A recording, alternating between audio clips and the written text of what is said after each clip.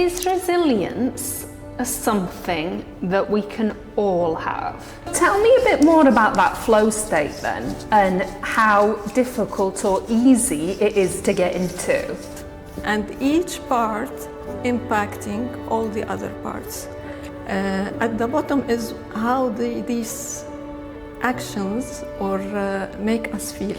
It's like, Ellen, it's like listening to a beautiful piece of music. If you take the iceberg, yeah, in the deep water, you have your thoughts, your belief system, your value system, your goals, your intention, and this deep in the water that no one can see stimulates your emotions and behaviors. This is one of the technique, is to savor the moment, to cheer up for yourself, to scan your environment. He's constantly scanning your environment, looking for a threat. If we need to calm down, then we have to do the mindful breathing, deliberative breathing from the nose to the belly.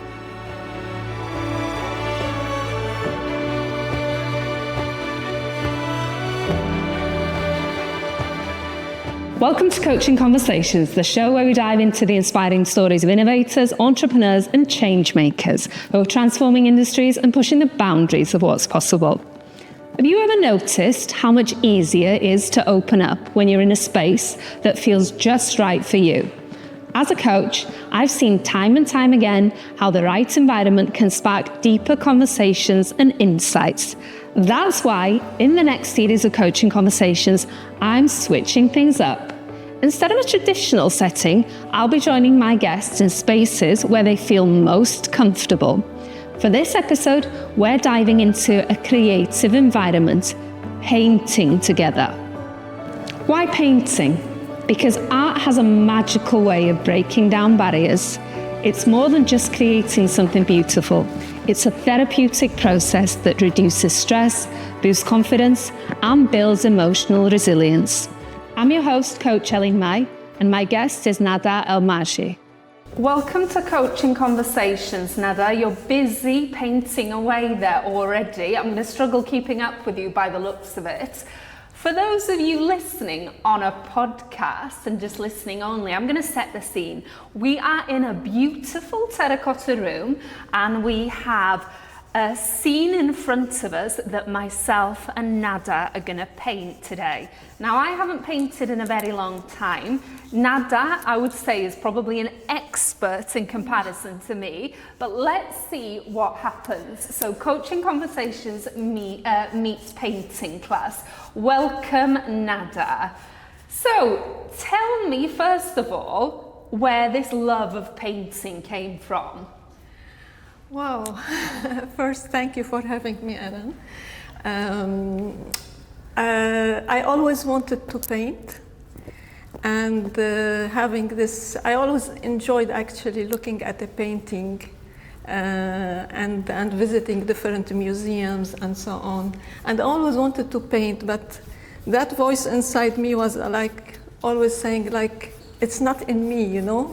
I don't know how to paint this, the belief that it has to be like you are born with it, you know? So I always put it on hold to one time that I thought, okay, it's a technique.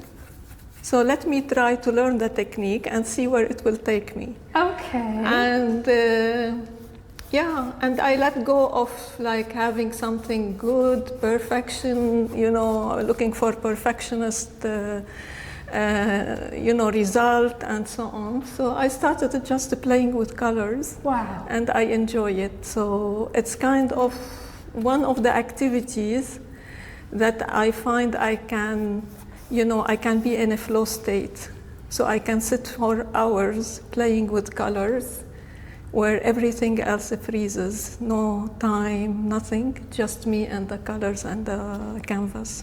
Well, hopefully we'll both be in a flow state today then, and it'll be an amazing conversation. Thank you, yeah, I hope so. So tell me a little bit about your background then, Nada. So in terms of your career, and presumably then you weren't a painter throughout your career, so tell me about how you got into coaching in the first place. Yeah, well, so I came from corporate world for more than 20 years. I was working in a global roles. I come from technology background and business, very much into my expertise ranging from, strategy and everything in between to implementation. But I always was the person to go to in my, community, in my work and so on. I always was curious about people, and I'm still curious and more curious. Well, one of the key skills to being a good coach. Yeah. So when it came to your career then, and when you made that transition into becoming a professional or a full-time coach, how did you decide that that was the path for you? Well, so it was when I lost my job. I started before, learning. I went through different courses, certification and accreditation from the International Coaching Federation. And then when I was coaching colleagues within the organization I was working on, although my role was commercial. And then when I lost my job, and I thought, okay, now I can do anything, what I want to do. Is that how you approached it? Yeah, wow. This was the first question, like with excitement, okay, now I can do anything, so what I want to do. And was that realization quite quickly, or did it happen over time? No, actually, this is how I learned to manage myself through years, So, but I always try to ask the questions to find what I really, to find the solutions, to find how to go forward, no matter what is the situation, what the situation is. So this is how it started, and I established my own company, and I started coaching. And now I'm coaching leaders across the world from different companies, different industries, different, yeah. So it's been going very well. Excellent. Yeah. So one of the topics that I want to cover with you today in particular, and something that you're very passionate about, is resilience. Yep. And I feel like it's a word that's everywhere at the moment. We open up any kind of social media app, even a newspaper, and we hear that word resilience. Yeah. Can you tell me and our listeners exactly what that word means? Well, resilience for me, it means is the ability to adapt and grow through adversity. So it's a transforming setbacks into opportunities for self-discovery and the growth. So in practice, it means like having this mindset centered on learning, growth, and flexibility. Okay. Yeah. And is resilience something that we can all have? Yes, actually, we are born resilient. Okay. Yeah, if you look at the babies when they take their first steps, how many times they fall down and get up and try over and over again, and then until they made it. Okay. They make it, yeah? Yeah. So we are born resilient. Okay. Beyond our imagination. Okay. We are resilient. But somehow we forget, we disconnect with whom we are, yeah? And this is where we need to go back and connect. We are living in very fast-paced, life and era. And we need to pause and connect yeah, and see what is going on with us as well internally. And then with the right tools, the right techniques, the right, approaches, then we can manage ourselves and rebuild our resilience again. Okay. You make it sound so easy when you say it like that. The stopping, Stopping is incredibly difficult though, isn't it, in this fast-paced world? Is that part of why you started painting as well? Is it connected to resilience? It adds to your well-being. Okay. When you have an activity, whether painting or even people they like to cook, this is where they just zoom out of life and then they will be in the moment. This is where you are fully in the present moment, engaged with all your senses with what you are doing.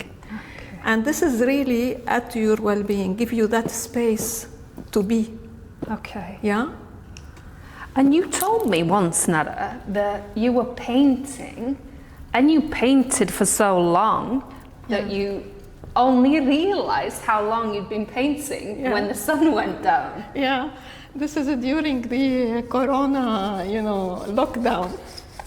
So I started painting, and after 6 hours, when the natural light was not there anymore, I noticed that, And we're talking about not moving at all. No, moving, but it's like you sit, you move, you go up, you have water, you have something. Yeah. But it's like a minute. Yeah. It was like that. And when I counted the time, oh my God, 7 hours standing. 7 hours. Wow. Yeah.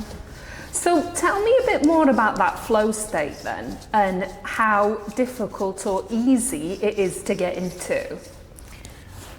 Well, it's not difficult, or you plan it.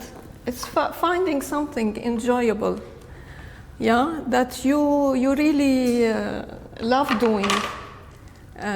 So you just start and do it, and you will be in the moment, Okay. Yeah. So. And is time irrelevant when it comes to that? You shouldn't set a time on it, because I feel like these days a lot of people set time for activities. So they'll say, I have an hour to do this activity and then I'll get on with my busy day. Yeah, it's becoming like another task to do. Yeah. Yeah. No, this thing, it should be your let go. Let go. Yeah. Okay. Yeah. But all these, they are tools, Tools, to help you keep going. Okay. Yeah.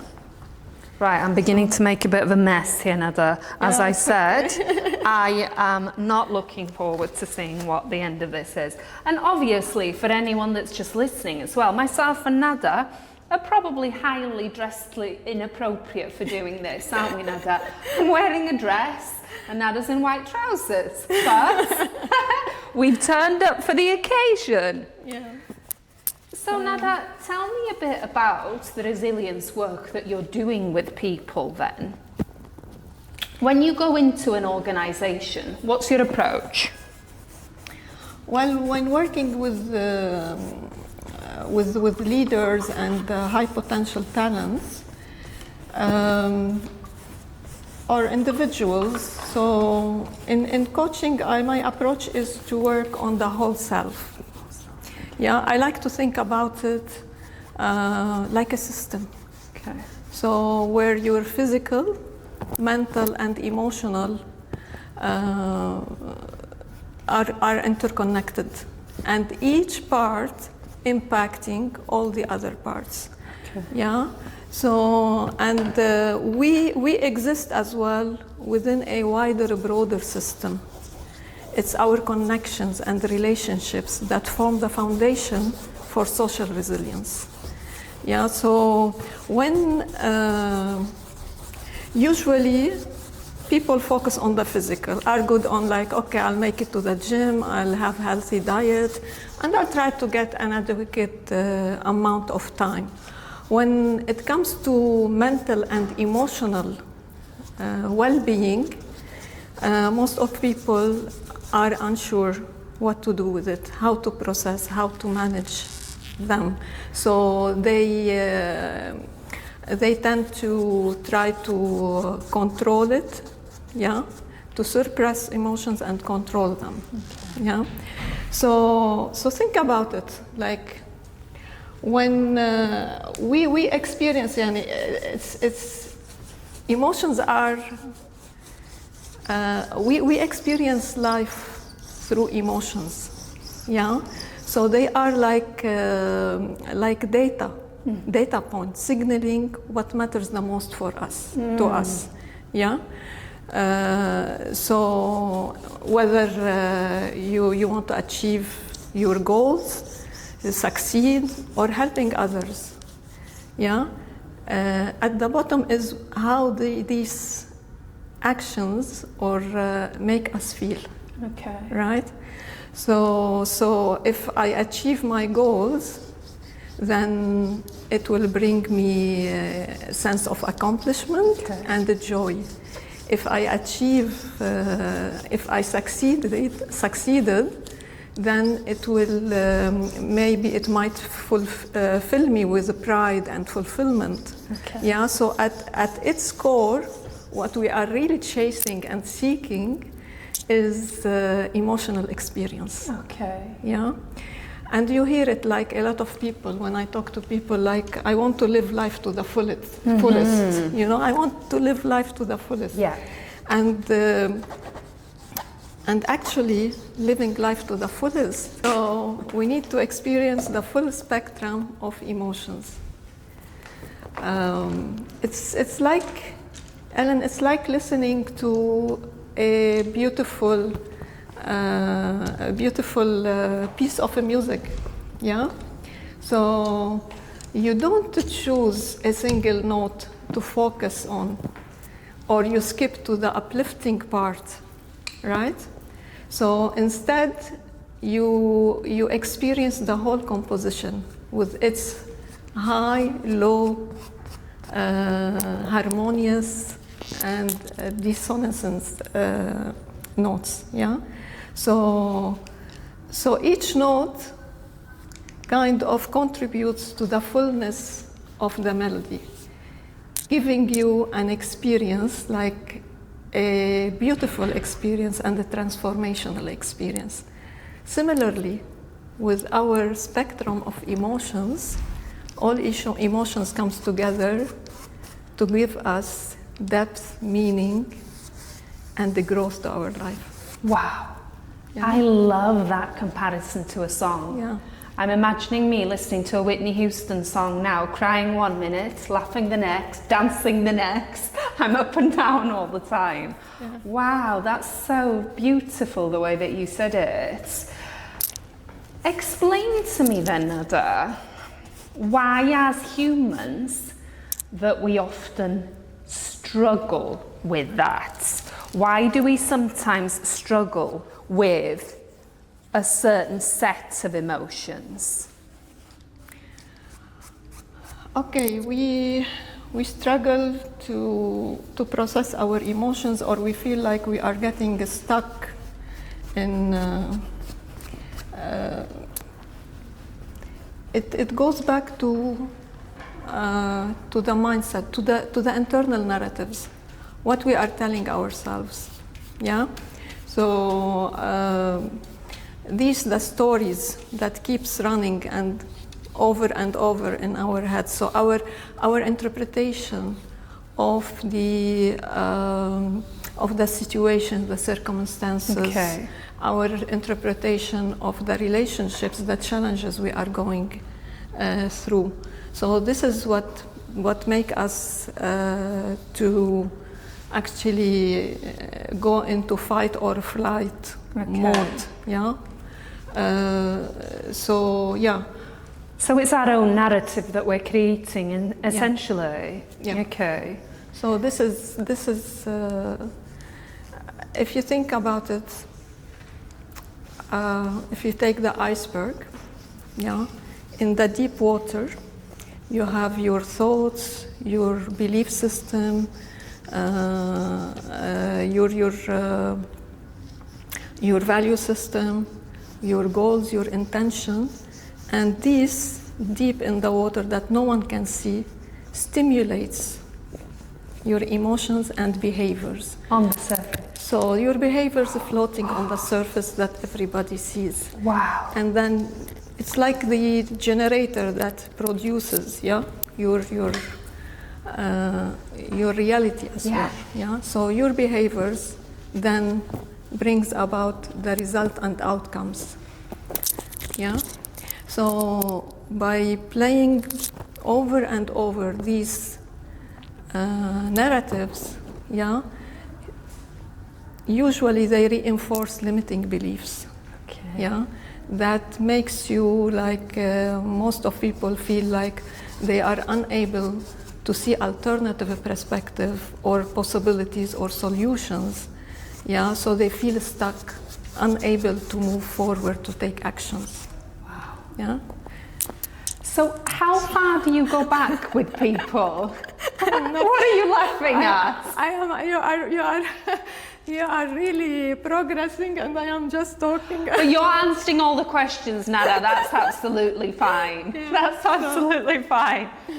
Well, let's see how we end up. That's the thing. Yeah. So for anyone listening, I've now covered my canvas in, I would only describe as a forest colour palette, and it looks like Nada's doing something a lot more detailed, but let's see how we continue. But I'm in the flow, Nada. I don't know about you. Okay. I can see why you enjoy this. So tell me then, Nada, how far you actually have to go back with people, or should the question be, how deep do you go with people when you're working with them?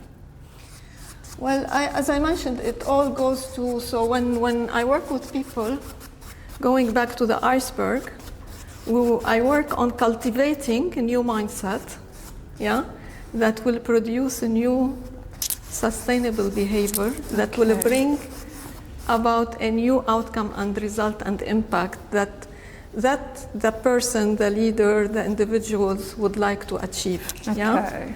So we go deep. It's all starts with the mindset. In this day and age where we do hear about this word resilience a lot, can we go back to what you said about that rewarding yourself? And I was thinking yesterday, correct me if I'm wrong, but I often give myself mini rewards inside when I've done something to help me become more resilient. Yeah. So for example, if I'm at the gym and I know I've got to do 60 sit-ups, for example, after 10, I give myself a little award inside. And then after 20, I'll give myself another little award and I'll say in my head, you've only got 30 to go. Yeah. When I get to 15, I count down from 15 rather than keep going up. So it feels like I've actually achieved something, and I give myself a big hurrah at the end. Yeah. But if I would have approached that and said, I've got to do 60, I probably wouldn't have done it. Yeah. Yeah. So is that a form of self-celebratory resilience? And this is very important. What I am noticing that because of the fast pace we are living in, people, they are not taking a moment to take in the good experience, take in the success, and all this helps you like build your reservoir, your immunity against the stress, against adversity. So you have, So this is one of the technique, is to savor the moment, to cheer up for yourself, and that's you mentioned it beautifully. It's really a way to keep yourself going, uplifting yourself, and so on. Savoring is one of the techniques of cultivating. So what we need to cultivate the positive emotions to build our reservoir. things like savoring moments and gratitude. You hear a lot about the gratitude. But what really happens when we start every day looking at, okay, what was good about my day? Yeah. How did I do? What I need, you know? So all these questions help you, or you are training your brain to start looking for what is good, what is positive going on, because the default setup of our brain is really to look at what is wrong, to scan your environment. He's constantly scanning your environment, looking for threat, you know, because its main goal or role is to protect you. Yeah. So by starting practicing gratitude and savoring good moments, so you are training your brain and having this balance. Yeah, you are creating new neurons connections, and the more you do that, the stronger they become. Yeah, it's like when you go to the gym. So you focus on like a muscle group. The more you exercise and train that muscle group, the stronger it will become. Similarly, in our brain, the more we practice, you know, gratitude, savoring a moment, so you are strengthening these new muscles in your brain. So give me a practical kind of example of how someone listening might do that. So I love how you mentioned it, that we go into a room and we look for the threats, for example. Is it a case of flipping those threats? How would you do it, for example? Let's say we were I was doing a presentation, for example, in front of the board, or even just in front of my colleagues, for example. How would I turn those perceived threats into perhaps something more positive? Yeah, so now it's by interrupting the thought first, you know. Let's talk about what happens when you're starting to think, okay, maybe something will go wrong, I will not be able to answer the questions, they will think that I am not good enough, and so on. So if this is the internal dialogue going on, so what will happen? You are activating the threat response in your brain, and it will take over if you keep going down spiral with this thought. Yeah. So always be mindful about your internal narratives, what I am telling myself, and when I am saying that to myself, how I am feeling. Yeah. So the impact on my emotions, physiology, and then behavior. So I might feeling anxious, and then maybe my heart starts palpitating, my hands becomes like sweaty hands. So you need to just breathe in practice. The first thing, breathe in, mindful breathing, and the breathing should be deep and slow from the nose to the belly. Okay. Not shallow. When we are, and people make sometimes mistakes. So when we are anxious, when we are angry, we have shallow breathing. If we need to calm down, then we have to do the mindful breathing, deliberative breathing from the nose to the belly. In and out. Yeah. So when you do that, what happens?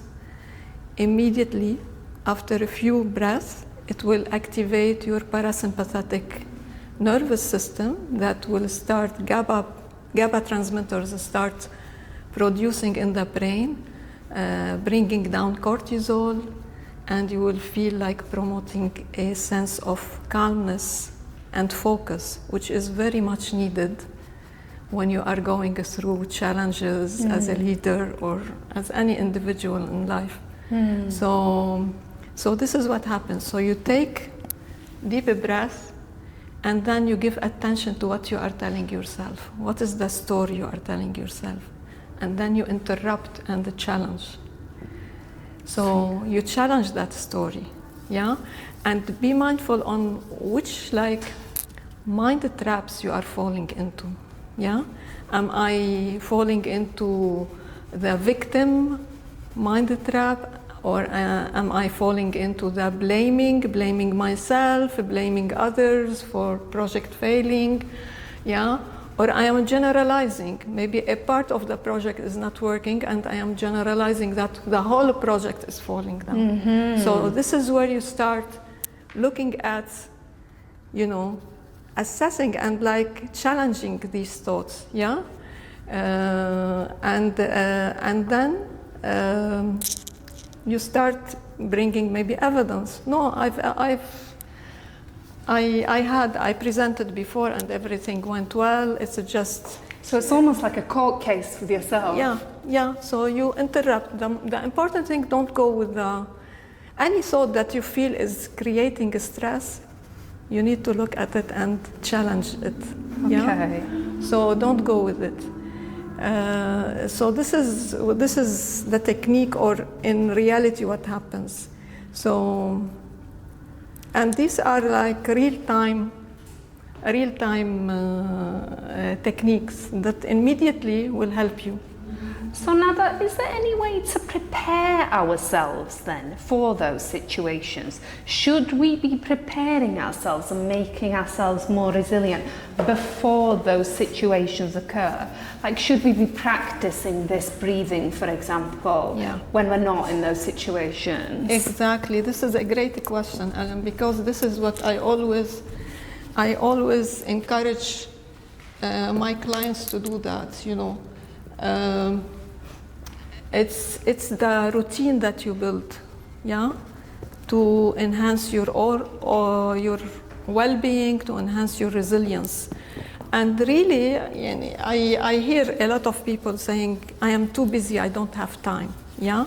Well, you have to prioritize your well-being, because if you feel good, then everything else will move smoothly in your life. Yeah, you will be able, you have the capacity to manage. Yeah, because when you are under stress and the emotional brain taking over, it will reduce your cognitive ability. Yeah, so you will not be able to think clearly. So when you practice, and the beauty of things, what I try to help clients with, we create a easy routine. So you don't have to allocate half an hour or 1 hour, yeah? So, and they found it very, very, really useful and practical. Is everyone different? Do you approach everyone differently, or are there some techniques that everyone can implement?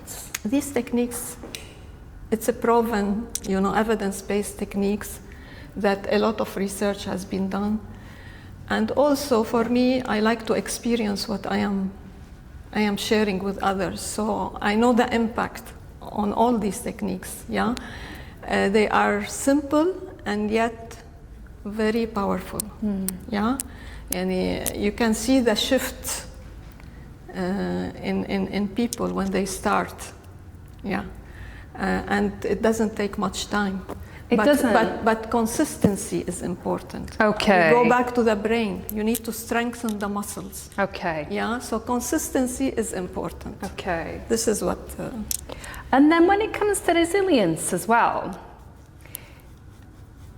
I was listening to something on many of the YouTube videos I watched with the experts on this. And is resilience always a situation where you're pushing yourself?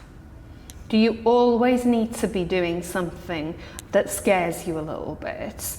Is that how resilience is built? And do you often, I'm going to do a stacking question here, sorry Nada. And is it something that you need to keep up with all the time. So for example, if I put myself in a difficult situation and I celebrated and I was so proud of myself that I'd done it, but I never go back to testing myself and go back to that difficult or any other difficult situations, is resilience something that we keep having to do? Okay, it's a good question. It's about, I think, things are happening all the time with everyone. Yeah, so you will always have situations where you will feel you are going out of center. It's creating a little bit of pressure, or But as I mentioned, it's really not about, and even neuroscience and cognitive behavioral therapy, they tell us it's really not about the event that is taking place, not about the challenges and the circumstances. It's about the meaning you put, how your interpretation about the situation. Okay. Yeah, that creates or stimulates your emotions, behavior, and your physiology. Okay. So if I am practicing, and being consistent in my approach, being mindful, living mindfully means being aware of my internal narratives, because this is what is creating my reality, is creating the stress I am feeling. Yeah. So if I am always mindful, then I have the technique to immediately eliminate or immediately reduce that impact by interrupting, by breathing, by bringing my past experience as an evidence, so yeah. Okay. So it's really all down to us then? It's down to the individual? Individual, yeah. We're in control of everything, essentially. Is it possible to do group resilience work then as well? It is, now we can see, like in coaching, or that is moving. Like now we work, we started working with individuals to build their resilience, their personal resilience, and now we are working like with leaders to help them create, a culture of resilience, of where they can foster psychological safety, adaptability, and collective problem solving. Yeah. And in terms of that collective or developing that environment then as well, do you sometimes go into environments where you've almost thought, wow, I've got my work cut out here, there's a lot of work to be done here? Or do you often go into places where you see people and think, actually, it's not bad, but we can, do some simple techniques that would, improve this environment? Or is it completely, what I'm asking is really, are environments where multiple people are involved very similar from one industry to the next, or are they completely unique to each other? Well, it's similar in the sense that we all live in a very fast-paced time, and the pressure in the corporate is very high. We are living in, you hear a lot of the time of VUCA time. Yeah, the uncertainty is high, the changing is speeding, the speed of change is just accelerating more and more. So companies and leaders are finding it challenging to cope with the changes and, flex and change directions and take all your people with you at the same time. Yeah. Okay. So it's not an easy era that we are.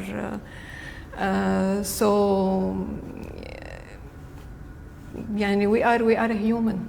Yeah, and you need to work on people to build their resilience. so they can cope with all these changes, with all these. Some companies are going through major restructuring, maybe twice a year, if not more. So all this disturbance that is taking place, you know, is not easy to cope, you know. So yeah. What's the favourite part of what you do, Nada? Where do you really think, wow, that was a good day? Oh, when I hear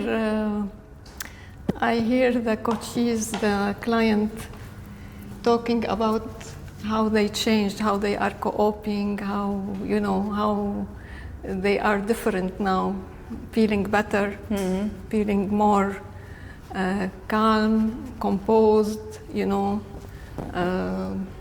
So when you see that you are making a difference. Okay. Yeah. And do you have some days where it's more difficult than others as a coach? Not really. It's not more difficult. Again, how you put meaning to the things. Okay. So you're practicing what you're preaching, really? Okay. Yeah. So no, not difficult. Maybe interesting. So you mentioned that we're living in difficult times. Yeah. So can you expand on that a little bit then? Do you mean that we all have a lot going on, that there's more demands put upon us, that the challenges are greater and people expect things faster then? Or what do you mean by that? Yes, as I mentioned, like the pace of change, the uncertainty we are living now. If you look, you know, economical crisis, wars, and as an employee and a leader, and you have your team, you have to operate within this environment, yeah, and yet achieve and produce, and not to mention you have families, you don't know what's going on there as well. So basically it's life, you know. Everything is happening at the same time. So how you manage it, and the resilience is really about managing our responses to what is going on. Yeah, have the ability to adapt. Yeah, and learn and grow and evolve during these times. Have you done any work with the younger generation then, Nada, on this? Because is it different amongst different generations? Because I'm quite fascinated by this. I haven't done much, but what we are seeing that the new generations, they need to work on their resilience. Yeah, they were like born in the digital era where everything should happen quickly with a press, you know, of a button. Yeah, and they are not yet equipped to deal with the real life. Yeah, where they will feel that okay, they failed, they will have sometimes maybe a difficult manager to report to, and so on. Yeah, so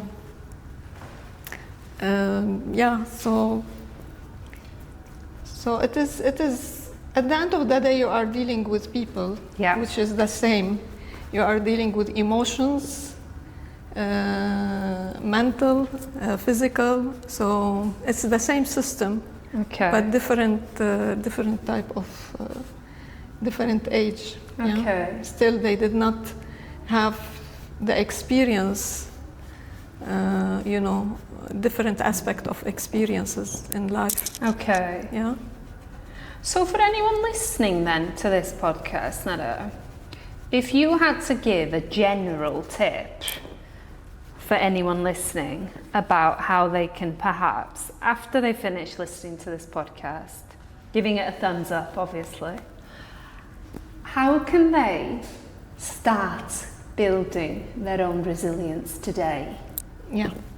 So as I mentioned at the beginning, we need to work on our whole self. But first of all, it's important to embrace a growth mindset, meaning always looking, okay, what I'm supposed to learn from this experience, yeah? What I have done well, what I need to do better, what type of things I need to change, yeah? So asking these questions, and if I say always, if there is one thing you need to do, stay curious.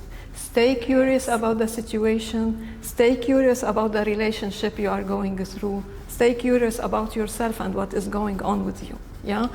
When we are curious, we ask questions. We don't make judgments. Okay. Yeah, so embracing growth mindset. And second is deepening our self-awareness by being mindful about our internal narratives, about the story that is going over and over, and how it is impacting, yeah, my emotions, my physiology, my behavior. How do I show up? How it makes me show up in my work, with my team, in my family, with my family, and so on. So you embrace a growth mindset, you deepen your self-awareness, and then you learn the tools and techniques, proven one, that will help you to self-regulate instantly in real time, yeah? And then work on building a support system. So building connections, as I mentioned at the beginning, we live in a wider system. So our connection, build meaningful relationships that will cultivate a support system, yeah, for you, yeah?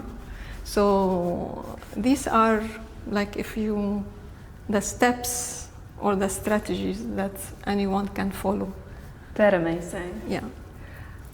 I just want to know from you then as well, what do you class as a meaningful relationship? You know, it's when you have the connection, yeah? Usually now we live in a culture of doing. We always doing. But relationships are built by being, okay? I am fully present, listening to you, curious about you, engaged, yeah? So this is where we start building a deep connection and meaningful relationship with each others, yeah? So I am not like, okay, you are saying something and I'm looking on my mobile and seeing social media and then so on. So take the time to really connect. So in work environment, take a coffee break, go with your colleague, sit and don't talk about work. Yeah. I love that. Yeah. This is how we build our connections, by being fully present.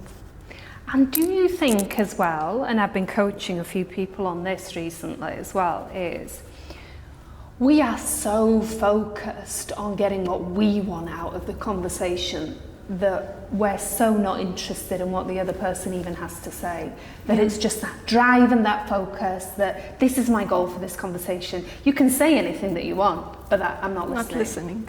Not listening. And this is what I always ask leaders or in the conversation, are you listening to reply or you're listening to understand? Yeah. So that's why being curious, then I'll be asking you all sorts of questions to understand you better, to understand what you are going through better, yeah? And then maybe I can help you. So yeah. So how's your painting going, Nada? No, I'm not progressing because I'm talking. I think it looks pretty fantastic. Finished. No, yeah, you finished. I think that my perspective is wrong. I feel like the cupboard is a little bit too big, the tree is a little bit too small, but I feel like I am in a flow state without a doubt. Yeah, it doesn't have to be perfect. This is the thing. And do you think that, because when I'm coaching people, it is that element of perfection that stops people from doing things. Yeah. So, for example, embarking on a fitness journey, they think that they should go to the gym 5 days in a row. So when they end up going 3 days, they don't celebrate it and they see it as a failure. Yeah. Do we, again as humans, do we expect too much too quickly? And do we not celebrate the small things? Yeah. And we tend to be harsh on ourselves. Yeah. Yeah. You are right. So it's important to be kind to ourselves. Yeah. To have self-compassion. Yeah. But going to the perfectionist, this is what holds you back. Again, a mindset or internal narratives that it has to be perfect. And everything has to be perfect, which is not doable, and that's not true. Yeah. Yeah. So maybe 20% of what we do in life has to be perfect. Yeah. But the other 80, we can just good enough is good, you know. Yeah. So this is where people not only like. They are harsh, or like they don't feel that they achieved something. It will hold you back from doing. Yeah. Yeah, it will hold you back. If not, I'm sure that it will be perfect. Then I'm not gonna start doing that. And these voices goes back to the voices. These are internal saboteurs, and usually we develop this perfectionist voice or hyperachiever voice or during our childhood. Okay. So in our mind as a child, these are coping mechanism to help us cope with the environment we are living in. Yeah. So, but when we grow up, it's no more needed because they drive you through stress. And So is it simply just to enjoy as well? Yeah. Just actually being in the moment and enjoying something, not because you feel like you have to be the best at it, not because you feel like it's on your to-do list, not because everyone else on Instagram is doing it.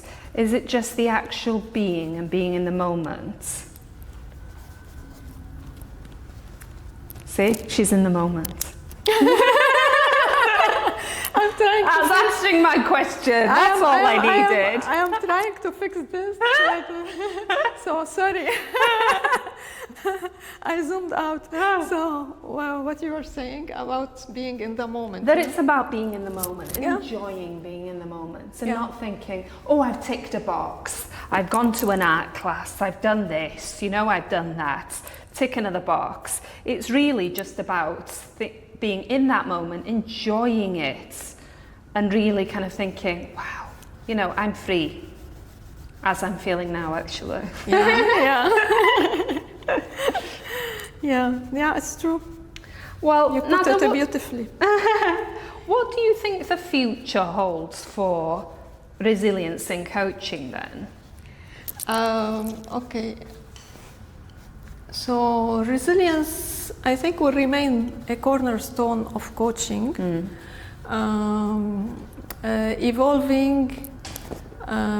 evolving as changes happens in the way we work, in how we work and live. Yeah.